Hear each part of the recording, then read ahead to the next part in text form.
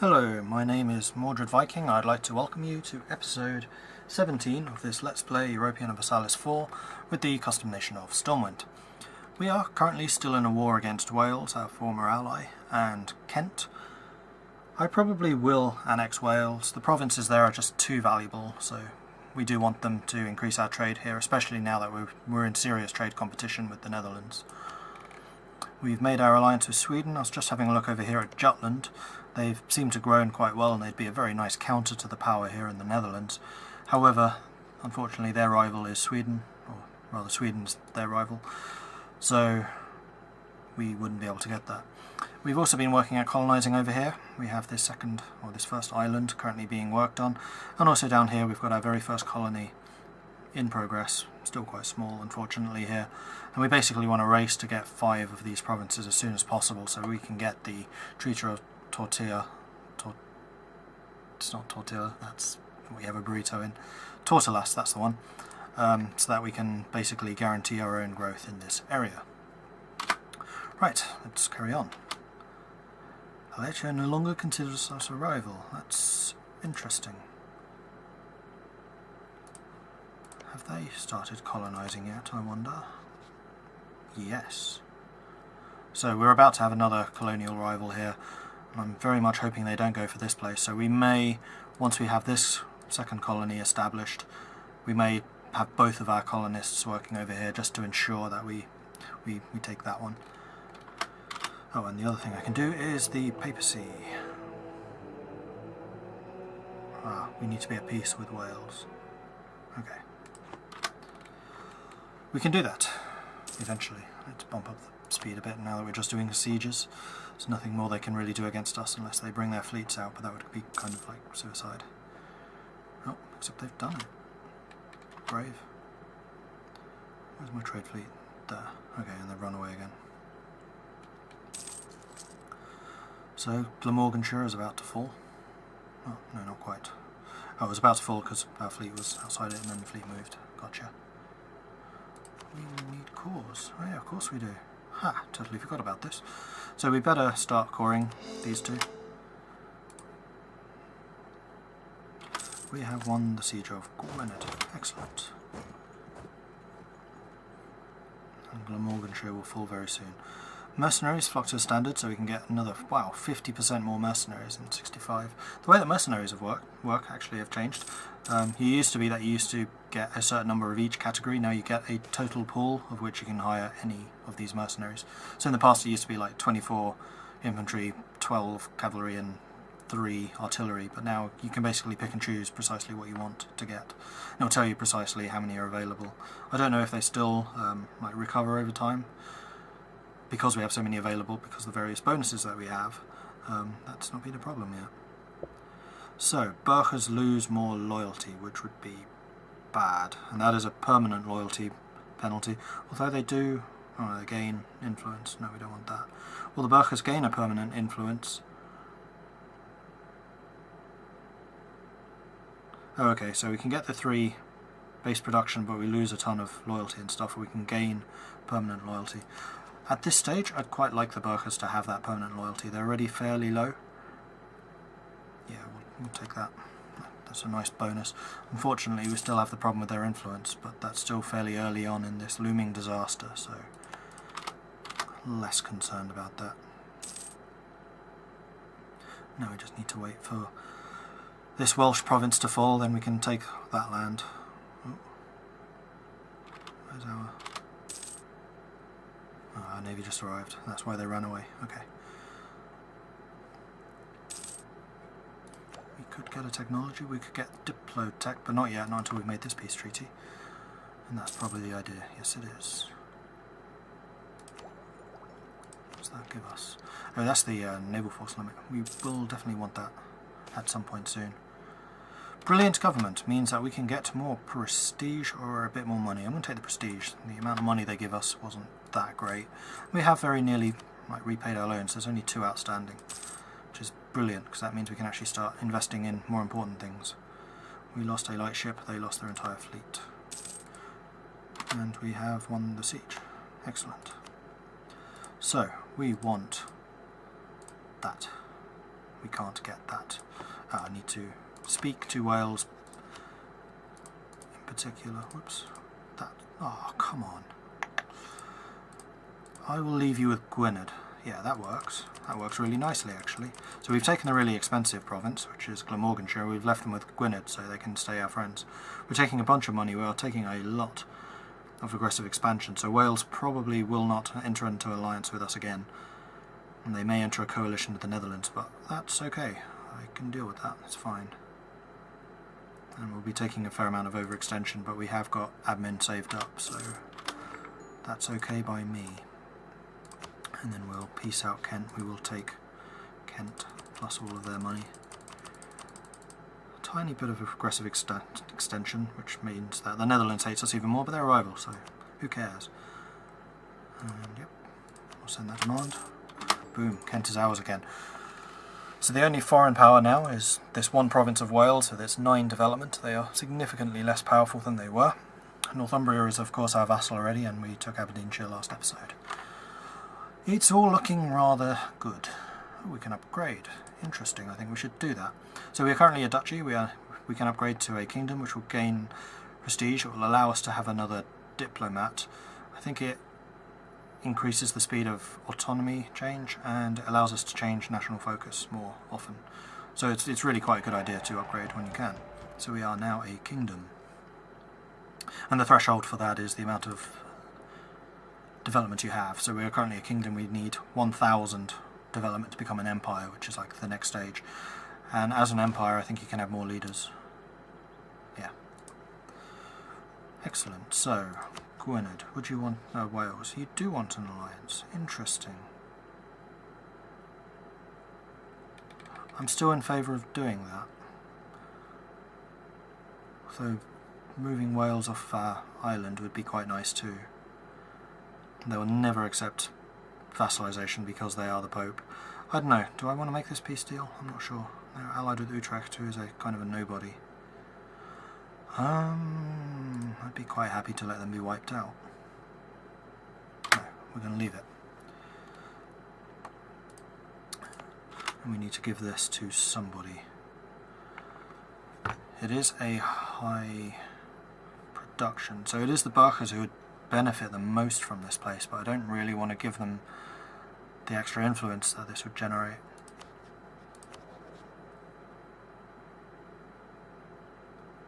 Oh, we need to start quarrying as well. Let's do that now. Can't quite afford the next one, that's fine. Who to give this to?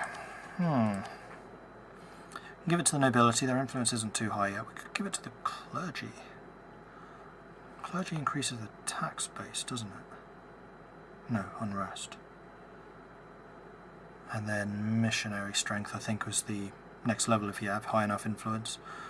The nobility increases the manpower and defensiveness, which I don't care too much about. Or the Burghers. Trade power. Yeah, we definitely want the trade power from this place, so we're going to give it to the Burghers, unfortunately. Just because it's in that area, but we may need to strip them of some more of their Irish power. Clergy want more land. Yeah, we can give you some of the Burgher land, probably. The controlled province is 40%. We're not going to get rid of that now. The Burghers are just too powerful, so we're going to have to not raise their influence through the events. They have 4 more years of granted monopolies and robber barons, so I think we're going to have, unfortunately, this looming disaster is going to hit us. We will just have to deal with it when it does. But we can give the church some more of their former provinces, so we can give Connacht to the church, I think. So we'll strip that from you and give it to you. Yes, yes. Okay. Oh, and Kent hasn't been given away yet. Kent is probably another Burgher land, to be honest. Again, because of the trade power. We just want to max out the trade power in this area. How dangerous is this making them? They're very loyal now. They're just too much influence. Clergy are fine, just. Nobles really like us. I'm quite happy with this setup. So the Burghers are powerful down here in the south of England, while the clergy and the nobility kind of share the rest. We could strip the nobility out of this area and give that to the Burghers too. that would reduce their loyalty, which I am okay with. It does give a lot of manpower though. How much would they lose? 12, which would take them down to 59.1. Yes, we'll do it. And then this one would lose them 2.7. I'll give that to the Burkers too. Okay. So we should be absolutely maximising the amount of trade that we get from this area. Nobles are still happy, they still have 21% of the land and they only need 10, while the church needs 15 now. And the Burkers have 51, they need 20. I'd say it's a pretty good setup, and that should have increased our own power here. So we should be getting a bigger chunk of the cash too. We'll have to wait until the end of the month. There it goes. We are now first, quite handsomely too, actually, because of the extra power that gave us. So yeah, good changes. And our own income should have increased quite dramatically. Excellent. Yeah, I'm happy with that. Good. Okay, let's move time on. We should be able to get some more ships. We can. We'll start. In fact, we'll repay the loans that are outstanding, both of them. We are now very happily debt-free. We have completed this mission, which gives us even more trade efficiency for 10 years and less interest per annum, but that doesn't really matter. We can take a new mission. We can restore the currency, which means reducing the inflation to 5%. Whoa, 30% trade efficiency for 10 years. That's amazing. Yeah, we almost certainly want to do that. We could restore papal relations. No, it's less so. And Seros. See, this is a very easy one to get. Getting a colony is basically giving you free development, or free base production in Seros, which we will do, just because it's so easy to get. Oh, we can get these two. Interesting. So policies, basically, as you complete ideas, you'll be able to get a policy here in the Missions and Decisions tab, and this allows you to further customize your nation. Each policy that you enact costs 1 point per month of admin, diplo, or military, depending on which category they are, but they can be pretty powerful.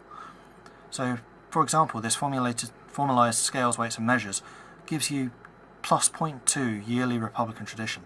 That's actually really, really strong, because currently you get just one per year. So that's basically giving you an extra 20% Republican tradition, which means you can get you can re-elect leaders more often.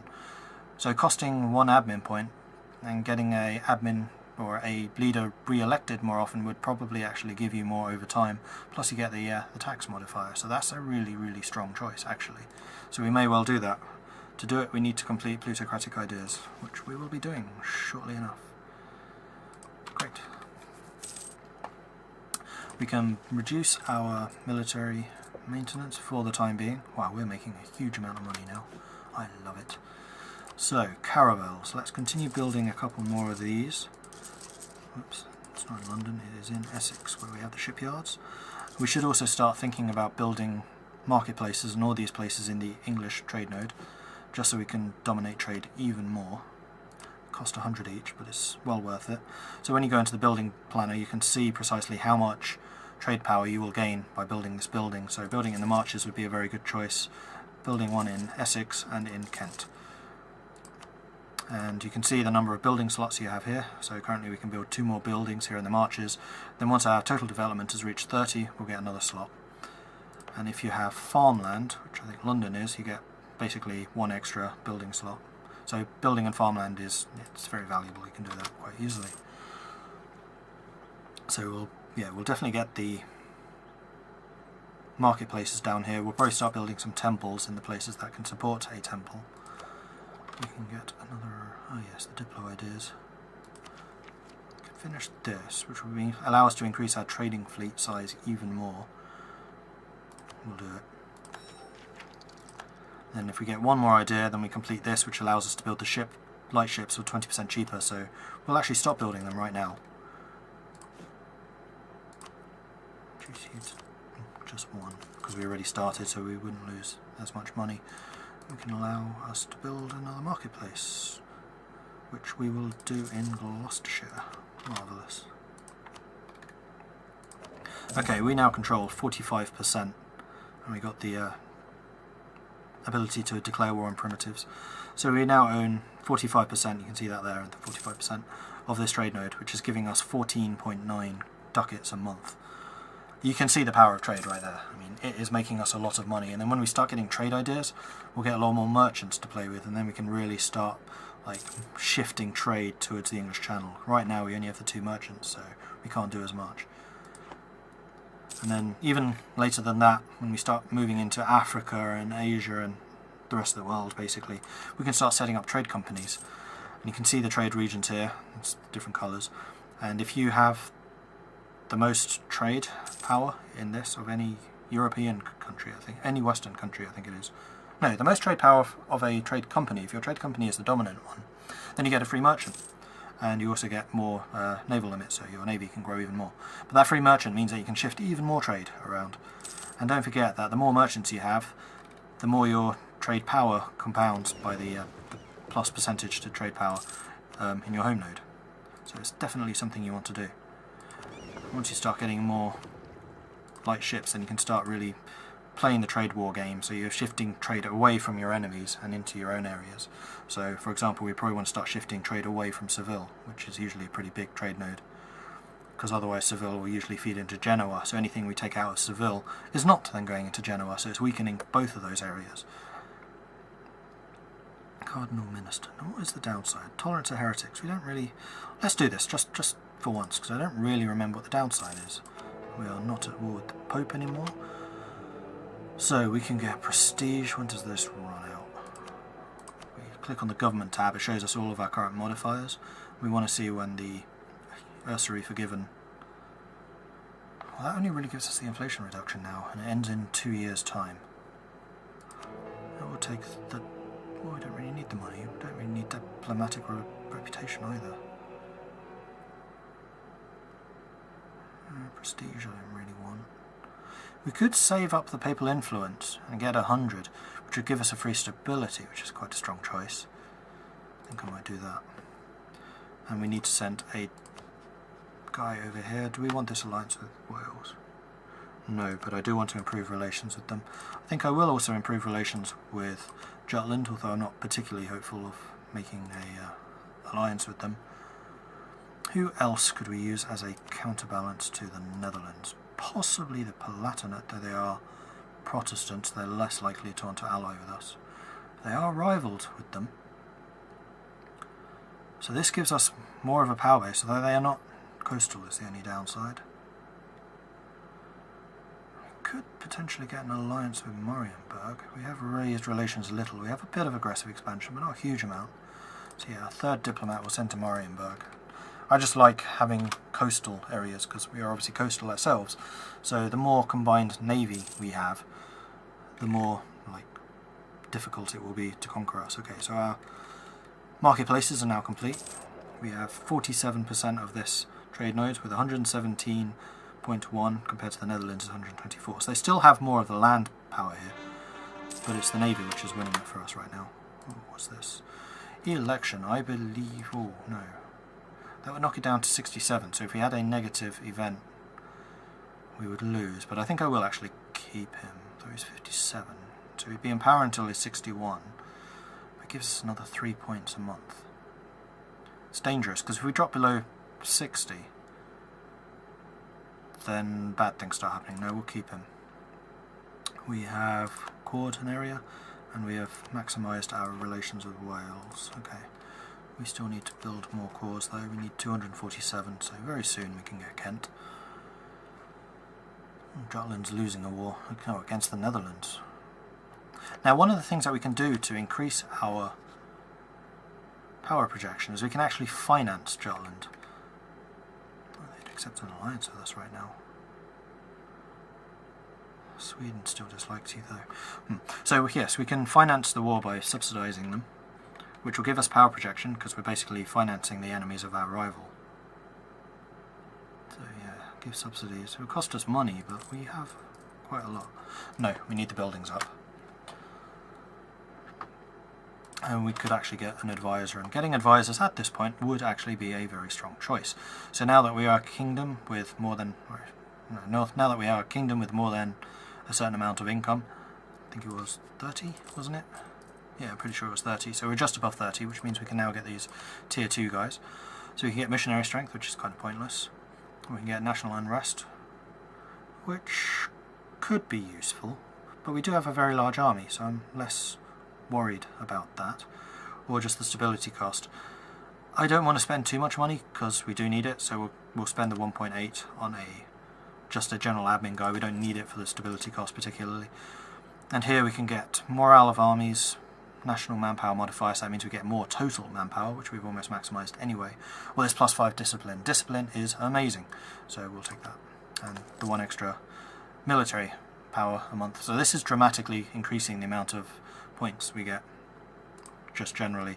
So we may well get to the point where we can start playing with development soon. So combining our armies, we need to... It's going up slower than I thought it would. Where will this Reykjavikan... Oh, okay, so that's up in the islands. So the islands we probably will just increase autonomy, just to make it less likely that will fire. Raising autonomy by 25 means that we get -10 to unrest, so that basically negates this entire uprising, just completely gone. The next one will be the one in Glamorganshire, which I will deal with. So I'm going to plant my army in Glamorganshire, which will reduce the unrest, so it'll just fire later. And then as soon as this goes up to 80 or 90%, I'll re-allow maintenance, and we'll just fight them as soon as they appear, because they appear with slightly reduced morale. Oh, excellent. Even more trade efficiency. I love it. Great. We have a core in the Faroe Islands. So yeah, we are currently increasing the amount of money we earn here by 80%, and we already own 47% of the total value of that. And we have a native uprising, unfortunately. So Chatukuk is going to lose some colonists. It's got 670 already. It's growing pretty quickly. So yeah, it lost just under 100 people. Unfortunate, but we'll deal with it. We can build more buildings. Now we've built... Oh no, we haven't. So we'll just continue building in these areas, actually. Should have done... Whoops. Doesn't matter. Should have done Essex, because it had slightly higher trade power, so it would be more valuable there. Can we get this one yet? Yes, we can. So Kent is now being cored. That is the last place that we didn't have cored yet. 2 more years until that influence thing goes. We're currently gaining 2. Oh wow. Their influence is 85. Why? Oh, high trade income. Yeah, that's another one we're not going to lose, because we're making so much money out of trade. So yeah, the Burghers are getting quite influential, so it's going to be difficult to do their bonuses, unfortunately. Oh, we've just lost the high trade thing. Have we? Yes.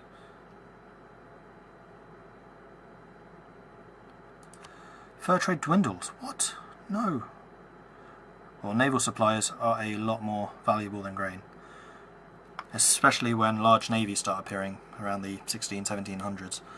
Naval supplies really, the price of naval supplies really goes through the roof.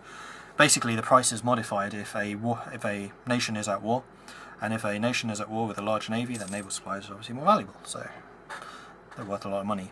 Never as much as fur. Fur is always worth more, particularly when fur becomes a fashion, which is one of the events which can occur later on. It basically becomes more of a luxury. And also I think there's an event which European fur supplies can run out, so fur from Northern Europe and Russia becomes more valuable than that from the Americas. Okay, we can build another... What? Great Advisor just died. Rats. Just build the last of the marketplaces. There.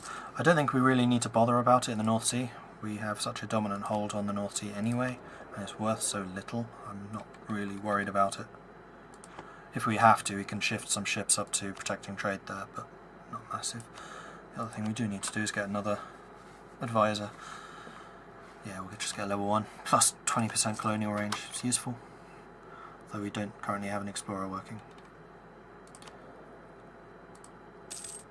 So the next idea we would get is military. Is that something you would want to do?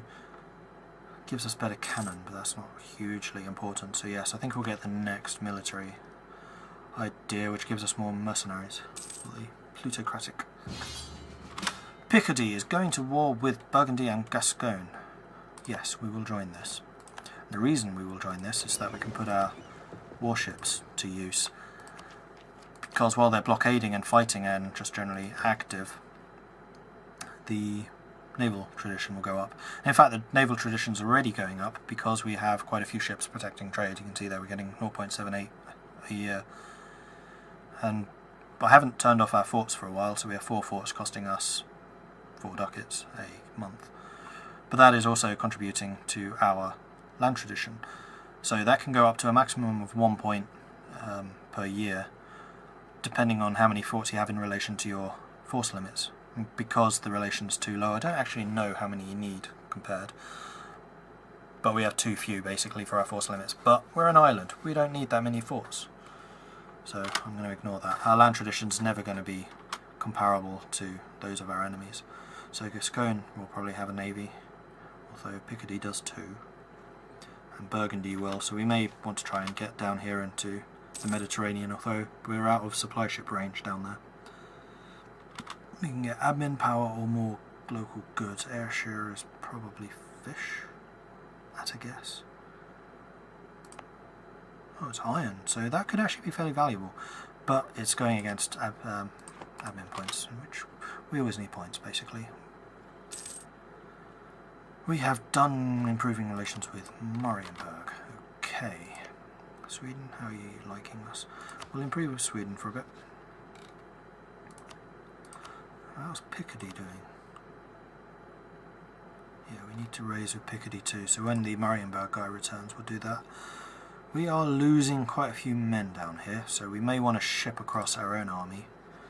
How's that revolt? It's fine. Army maintenance is already maximised, so we'll unmothball the transport so we don't really need to.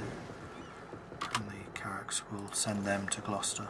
That will send both fleets to Gloucester because we have a shipyard there, so they'll actually repair more quickly.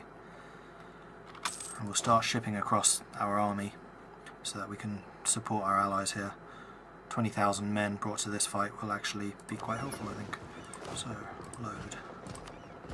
Send them to Picardy. We'll actually send our army to Kent so we can just ship straight across the channel there.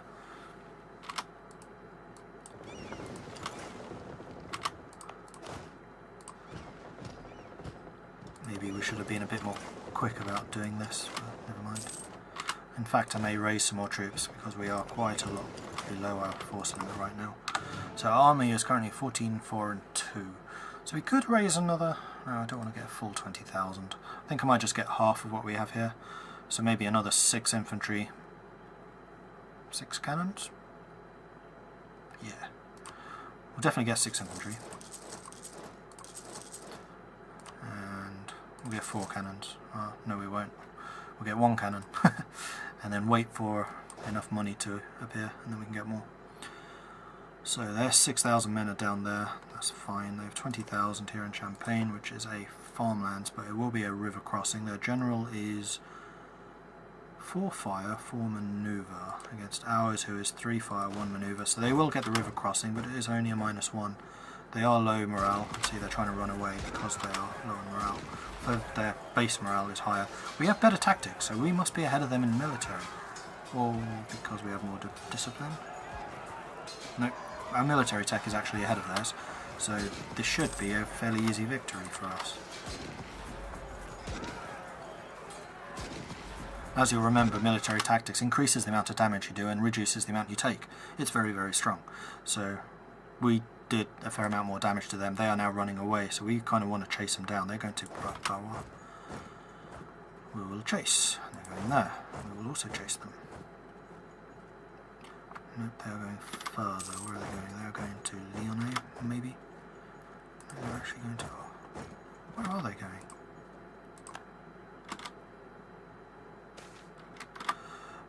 Benign neglect. Where is this? This is in Faroe Islands. Faroe being the Norwegian name, I believe. Yeah. So the Faroes are producing fish. They are a 110, so we don't want to do the military because they don't produce much manpower at all. It's either tax or trade. We don't need the trade power, let's take the tax. They're making a bit more money. Not much, just a bit.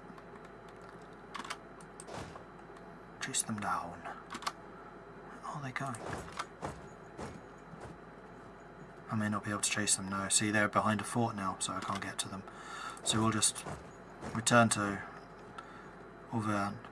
Actually, we'll move up to Paris so that we can bring in our reinforcements. Then when they've rallied and come back again, we can hit them again a second time. We can get a new technology. And we can get this manpower. So this is going to allow us to get the light ships for cheaper, which is great. It means that we can expand our trade fleet even more. And we can get the Diplo idea, which we will do, so our ships have now got more morale. The next level allows us to get even more trade efficiency, which is nice. Okay, Diplomat in Jutland's done his job, good. Actually, we will stay in Auvergne because our allies is just there, so we're basically able to support each other if we need to. Just killed a bunch of infantry. We'll shift these infantry across the channel. Look at me getting involved in a continental war. Ha.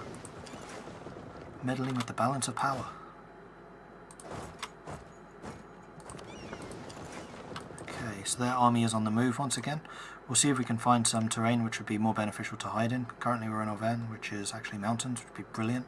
They're not very likely to attack us there. They might go for Bourbon, which is more likely because they're probably after the 9.9 stack. So we'll move to Bourbon. They are indeed attacking into us. Oh no, oh great, because their manoeuvre meant they got there first. So we're attacking into them with a -2 combat penalty. So be it.